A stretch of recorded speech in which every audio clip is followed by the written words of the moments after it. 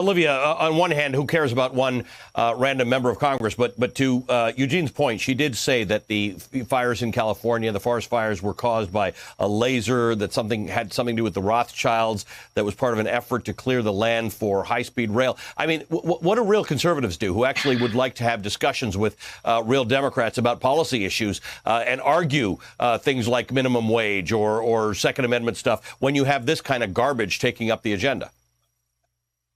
It's a distraction. It's a distraction from policy issues and things that actually matter.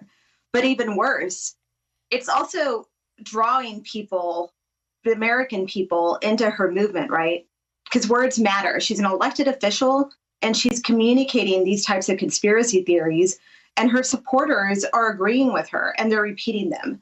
And that is actually fundamentally what's really dangerous about this moment in our country, with these Republican enablers who are behaving this way, who are not being held accountable, who need to be held accountable. Because we're in a very dangerous, divisive moment in our country. It's not just political either. It's about domestic terrorism. It's these extremist groups. It's these movements. All of that is part of the equation. Yeah, I think, Eugene, Olivia makes a really good point. This isn't in a vacuum. The crazy things that we can say about Marjorie Taylor Greene, that this isn't your crazy uncle at Thanksgiving. She's actually talking about things that really happened, about the danger by not accounting for how a forest fire actually started. She has claimed that Parkland, the shooting, was a false flag and wasn't true. And she's allying herself with groups who have much more nefarious aims that we saw on January 6th. At the Congress. So, to the extent that this is actually growing into a real threat to society, how do Republicans, Kevin McCarthy is going to be meeting with her next week, apparently. What's that conversation going to look like?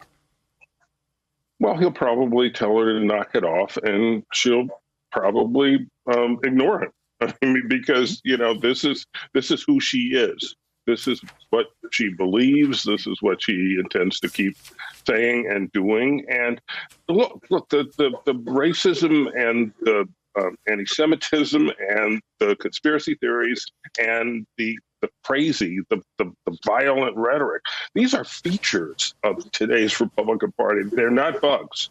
I mean, this is part of the appeal. This is part of what unites the Republican base of today. It's not the Republican base of 15 or 20 years ago. It's not Mitt Romney's Republican.